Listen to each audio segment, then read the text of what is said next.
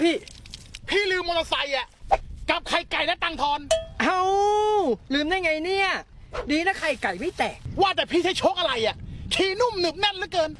พี่ใช้โชคโปรเฟนเดอร์รุ่นแม็กซีรีส์รุ่นนี้หนึบนุ่มขับสบาย มั่นใจทุกเส้นทางโชคคนไทยแบรนด์คนไทยทำเอง ต้องโชคโปรเฟนเดอร์รุ่นแม็กซีรีส์ไปก่อนนะพี่พอดีเมียรอทำไข่เจียวเอาพี่ยังไง